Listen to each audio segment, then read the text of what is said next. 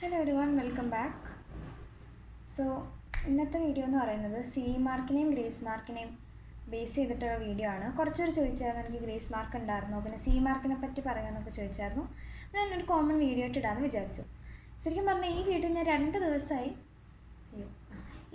രണ്ട് ദിവസമായി ഷൂട്ട് ചെയ്യണമെന്ന് വിചാരിക്കണം.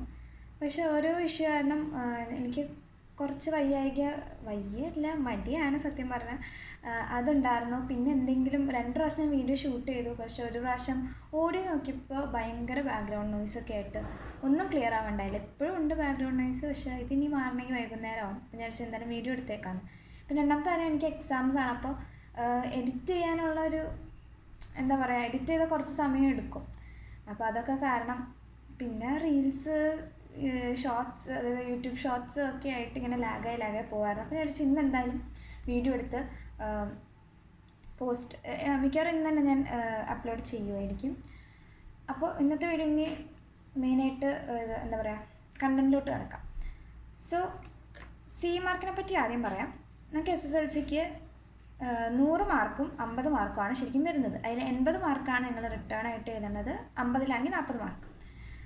20 മാർക്കാണ് 80-ൽ നിങ്ങൾക്ക് സി മാർക്ക്. 50-ലാണെങ്കിൽ 40-ലാണ് നിങ്ങൾ എഴുതണമെങ്കിൽ 10 മാർക്ക് സി മാർക്ക്. അപ്പോൾ എല്ലാം കൂട്ടുമ്പോൾ 100, 50 അങ്ങനെ വരുമല്ലോ. ഇനി ഈ 20 മാർക്കും 10 മാർക്കും നിങ്ങൾ സത്യം പറഞ്ഞാൽ വലിയ ടെൻഷൻ അടിക്കേണ്ട കാര്യമൊന്നുമല്ല. കാരണം മിക്ക സ്കൂളുകാരും നിങ്ങൾക്ക് ഫുള്ളിട്ട് തന്നെ തരാറുണ്ട്.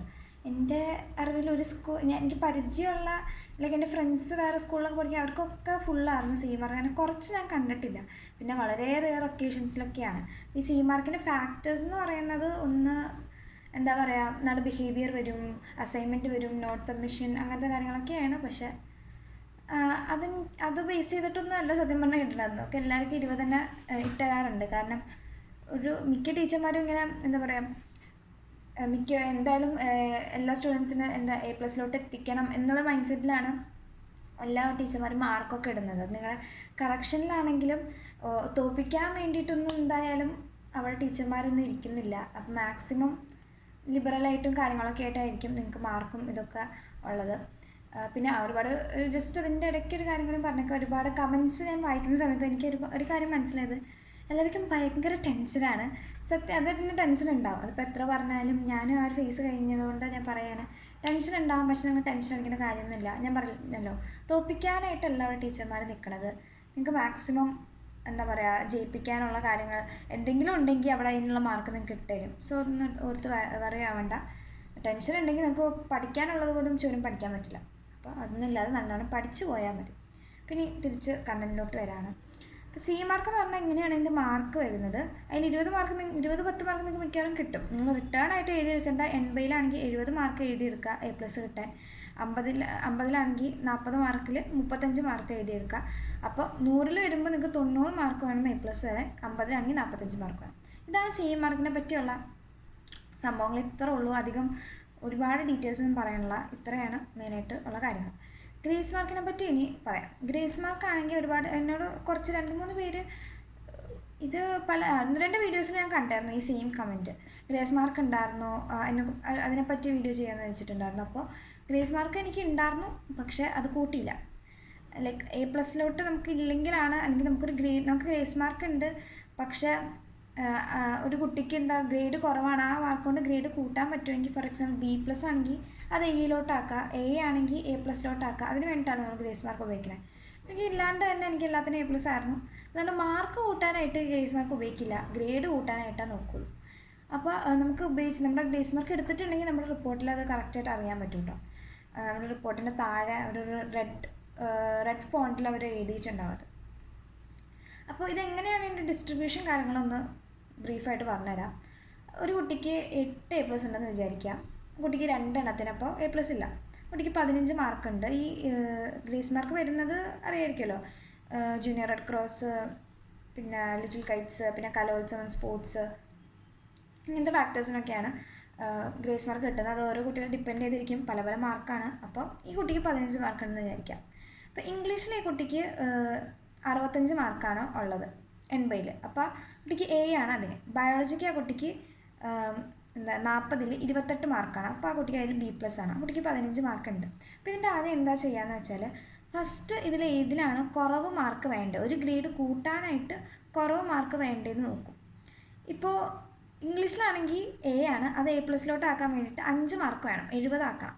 അപ്പോൾ 65-ൽ 5 മാർക്ക് കൂടി കൂട്ടിയാൽ 70, അപ്പോൾ 70 ആക്കാൻ വേണ്ടി 5 മാർക്ക് വേണം. ബയോളജിക്കാണെങ്കിൽ ബി ആണ്, B+ ആണ്, അത് എ ആക്കാൻ വേണ്ടിയിട്ട് 2 മാർക്ക് മതി. അപ്പോൾ ഫസ്റ്റ് ചെയ്യുന്നത് ഒരു ഗ്രേഡ് കൂട്ടുക, അതാണ് ഫസ്റ്റ് ചെയ്യുക. അപ്പോൾ 2 മാർക്ക് മതി. അപ്പോൾ ഫസ്റ്റ് 15 മാർക്കിൽ 2 മാർക്ക് ഈ ബയോളജിക്ക് ഇട്ട് കൊടുക്കും. അപ്പോൾ ആ കുട്ടിക്ക് 30 ആ കുട്ടിക്ക് എ ആയി. ബാക്കി 13 മാർക്ക് ആ കുട്ടിക്ക് ഉണ്ട്. ഇനി ആ കുട്ടിക്ക് ഇംഗ്ലീഷിൽ എ ആണ് കുട്ടിക്ക്, അത് A+ ആക്കാൻ നോക്കും. അപ്പോൾ 65-ൽ 5 മാർക്ക് ഇട്ട് കൊടുത്തു, അപ്പോൾ കുട്ടിക്ക് 70 മാർക്കായി, ആ കുട്ടിക്ക് അവിടെ A+ ആയി.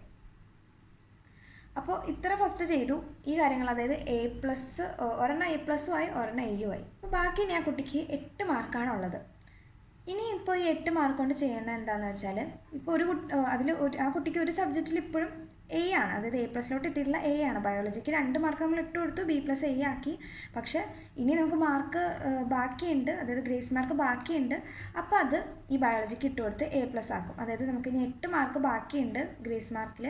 അപ്പോൾ അത് ഈ 30 ആക്കിയാൽ ഈ 8 മാർക്ക് കൂടി ആഡ് ചെയ്ത് കൊടുക്കും. അപ്പോൾ ആ കുട്ടിക്ക് A+ ആയി.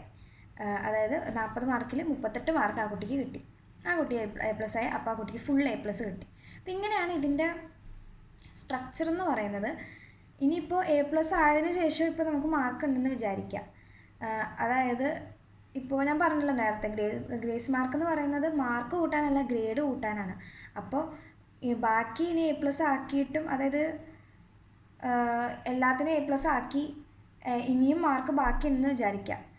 അങ്ങനെയാണെങ്കിൽ ഈ മാർക്ക് എക്സ്ട്രാ ആയിട്ട് ഇവിടെ ഇട്ട് കൊടുക്കുക. അതായത് മാർക്ക് കൂട്ടാനായിട്ട് നോക്കൂല നമുക്ക്. SSLCക്ക് ഇപ്പോൾ നമുക്ക് റിസൾട്ടിൽ മാർക്കായിട്ട് കാണാൻ പറ്റില്ലല്ലോ, അതിനുവേണ്ടി നമ്മൾ എക്സ്ട്രാ പേ ചെയ്ത് നമ്മൾ വാങ്ങിക്കേണ്ടി വരും. അപ്പോൾ ഇതിന് മെയിനായിട്ട് ഫോക്കസ് ചെയ്യണത് എന്താ, ഗ്രേഡ് കൂട്ടാനായിട്ടാണ്. അപ്പോൾ ഇങ്ങനെയൊക്കെയാണ് ഇതിൻ്റെ കാര്യങ്ങൾ, ഡീറ്റെയിൽസ്. ഇനി എന്തെങ്കിലും ഡൗട്ട് ഉണ്ടെങ്കിൽ കമൻറ്റിൽ അറിയിക്കുക.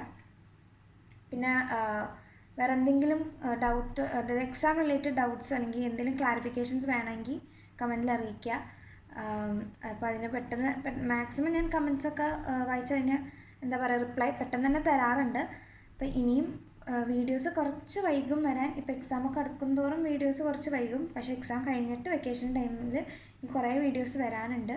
പിന്നെ വേറൊരു വീഡിയോ ഞാൻ എടുക്കണം എന്ന് വിചാരിച്ചിരിക്കുന്നുണ്ട്. ഇൻഷാല്ലാ പറ്റുകയാണെങ്കിൽ അത് അപ്ലോഡ് ചെയ്തേക്കാം. അപ്പോൾ അത്രേ ഉള്ളൂ ഇന്നത്തെ വീഡിയോ. എല്ലാവർക്കും ഇഷ്ടപ്പെട്ടെന്ന്, യൂസ്ഫുൾ ആണെന്ന് വിചാരിക്കുന്നു. Thank you.